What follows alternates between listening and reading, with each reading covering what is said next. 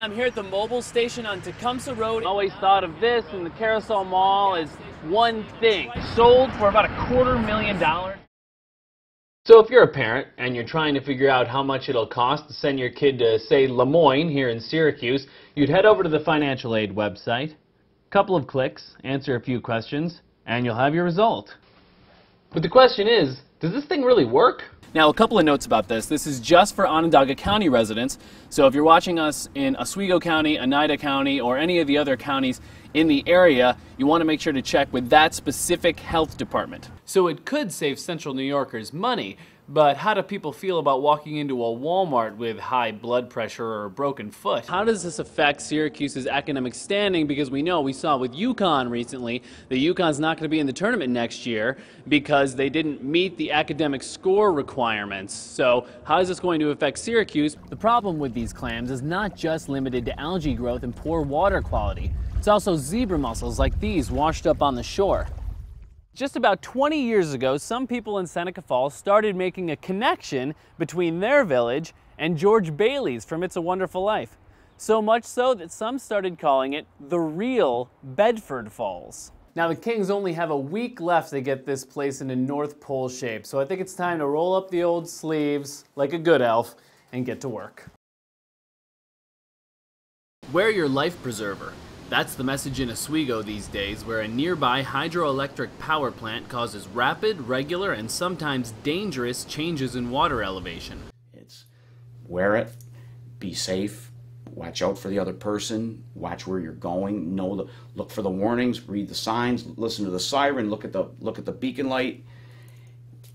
That's all we're trying to do. But the message isn't always easy to get across. The fishermen just will not put them on. I don't know if it's like a person that's too macho to wear a bicycle helmet. I don't know. They get so tuned into catching a salmon that you got to remember your life's more important than a 20-pound salmon swimming next to you.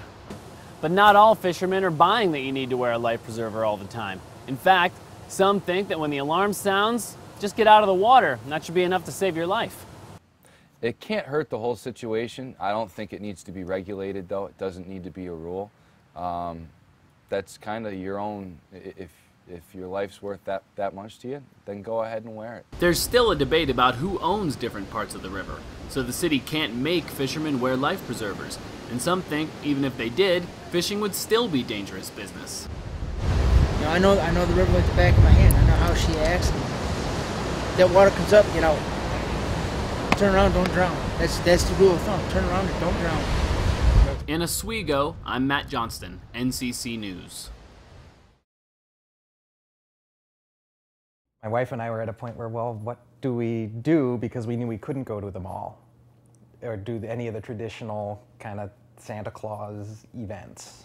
Adrian's 5-year-old son has special needs, so where most parents can take their kids to the mall to see Santa, he and his wife have to find another option, away from the crowds and strangers. The idea of sitting him on somebody's lap who has had 80, 90, 100 kids there before and just not knowing is cause for, you know, a lot of tension and anxiety. So there has to be an easier way, right? We can do this.